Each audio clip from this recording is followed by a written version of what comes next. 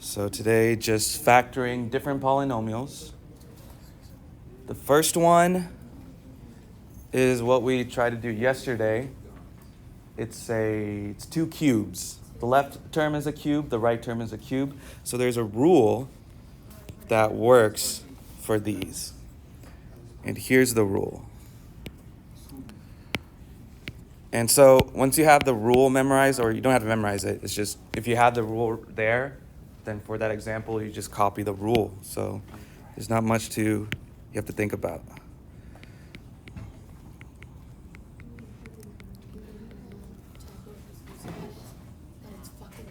Yikes. Oh, that's Jeremiah. He's an interesting one. He don't even go here. He don't go here. I have in fourth period. Okay, but he don't go here. Well, I don't want to be mean to Jeremiah, I guess. You have to do spinning to the choke you down and shake one. Well, that's what I'm scared of.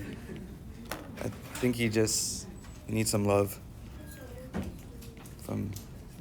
That's gross. No, I don't mean that.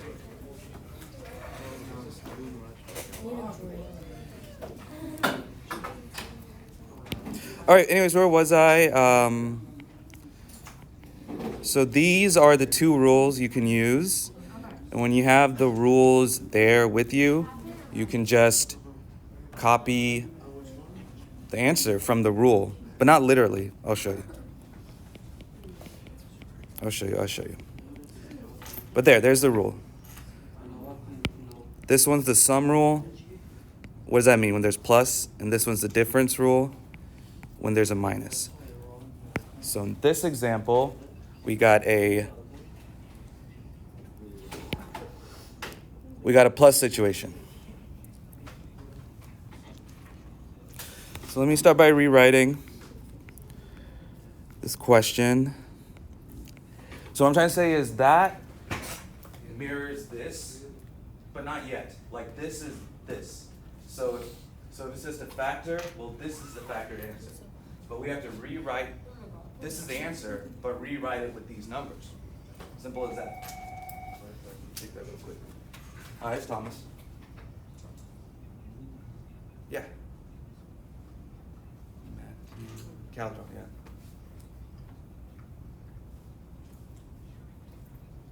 Or, yeah, you can come over, whatever the reason is, if you don't mind.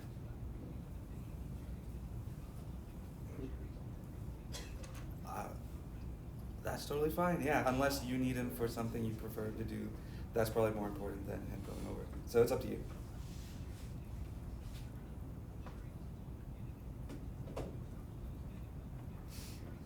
No problem with that? No. Bye-bye. All right. He's trying to come over. All right, so what I'm trying to say is this replicates this. And if this replicates this, then you just got the answer right here.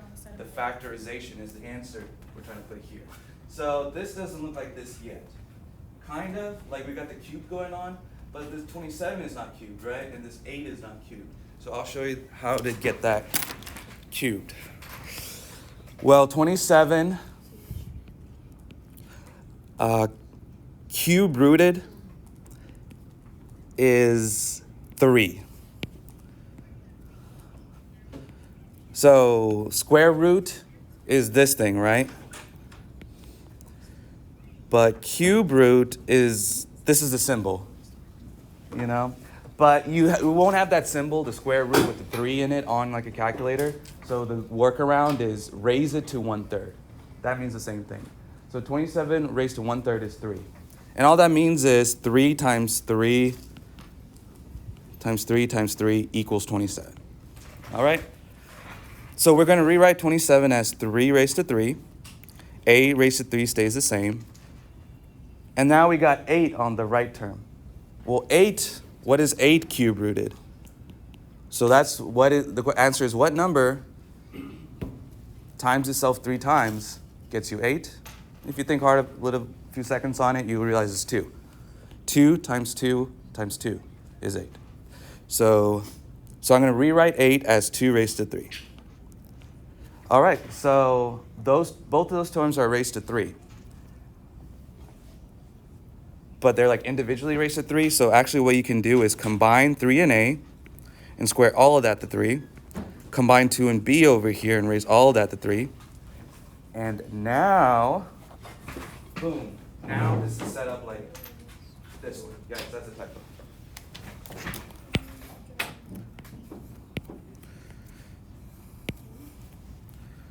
So yeah, we're using the sum on the rule up there.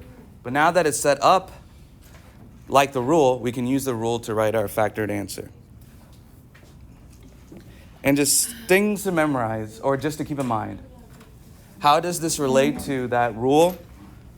Well, the x is 3a, right? This x is 3a. This y is 2b. Get what I mean? Like 3 and a, 3 times a is going to be your x. 2 times b, 2b is going to be your y here. So just follow that format, follow the order, follow what it says. Just literally make this 3a, make this 2b, and it's likewise for every other x and y. Simple as that. So here's our answer, y'all. I'm gonna get the box ready. 3a plus 2b, right? Because we got this x here and this y here. And then x squared. Well, x is 3a, and you want to square 3a. You want to square both the 3 and the a. So that's 9a squared, right? 3 squared is 9. So that's why that 9 doesn't have a square at the top. Minus x times y. Well, again, okay, so we're here.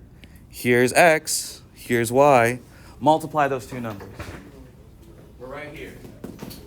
So this times this. Well, this one's a and this one's b, but this is 3 and 2. So 3 times 2 is 6. And then we'll just write next to it ab. Almost done. Now we're at the last one, the y squared. Well, again, here's y. Y in our example is 2b. So we've got to square 2b. We've got to square both numbers, the 2 and the b. So 2 squared is 4. B squared is just b squared. And that's the answer, yo. So it's just rewriting that rule with the numbers you're given.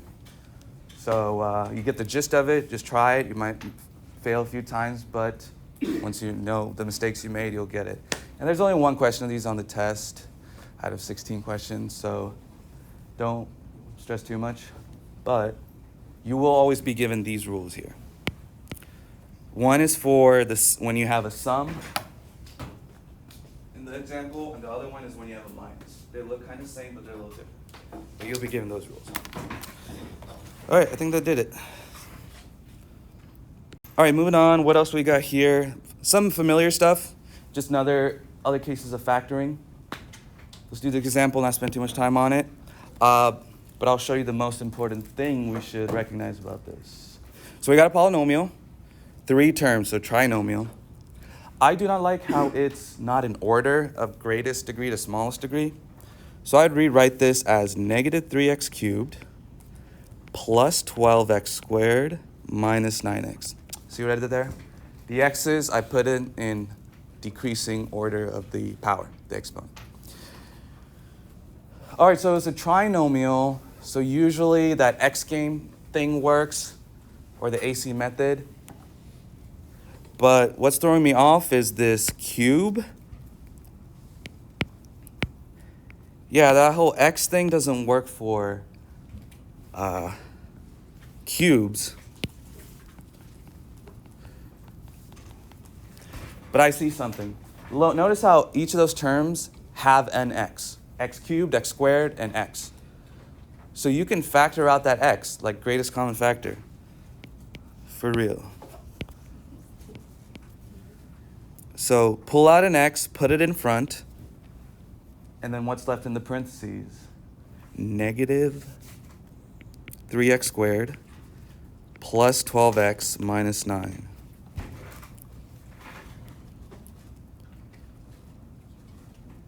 Boom. Okay, so now look at the inside of the parentheses. That's a x squared. That's a quadratic trinomial. So don't do this X game, do the AC method. And this y'all know how to do. A times C. Here's A. And here's C. A times C here is 18. The magic number is 18. So we need two numbers that multiply to 18, but add to the middle number, B, 12. So that's 6 and 3. No, what the heck? Does it not work? It's not 18, it's 27.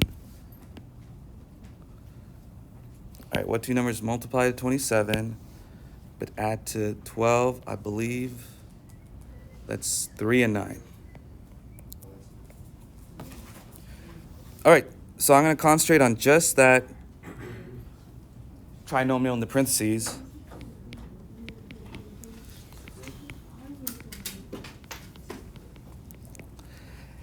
And I'm going to do the, okay, well, I think I don't need to show this. I think there's something you know how to do, and I'll just do it real quick, and you'll get... I'm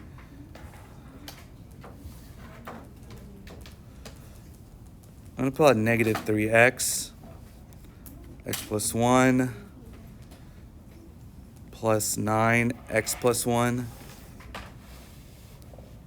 No, x minus 1.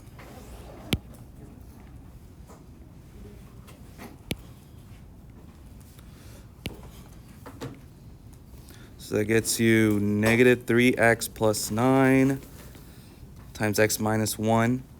But that's not the full answer, because you can't forget about the x in front.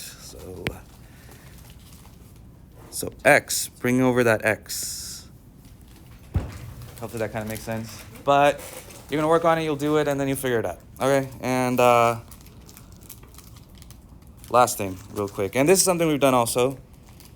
See, that's a 4-term polynomial. The only thing that's going to work is grouping here. See, there's 4 terms. You got x cubed going on. This is going to stay as 4 terms. There's nothing like expanded that you can combine. So just do grouping. But I guess I'll just show you the most important thing to keep in mind here, and then I'll just leave it there. I would rewrite this way. 3x cubed minus x squared.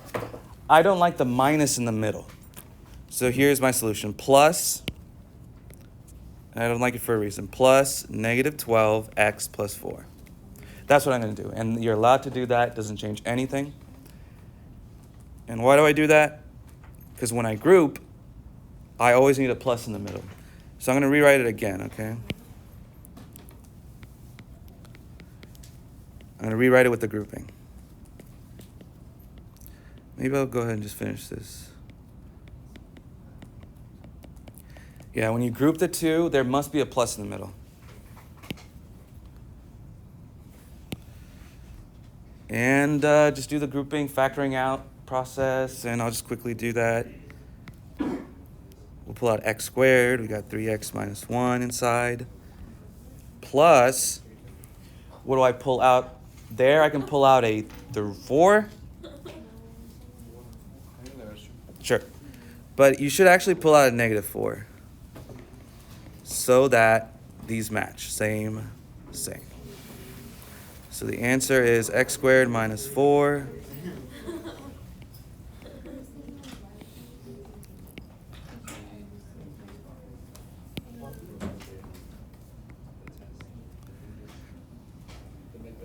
But actually that's not done.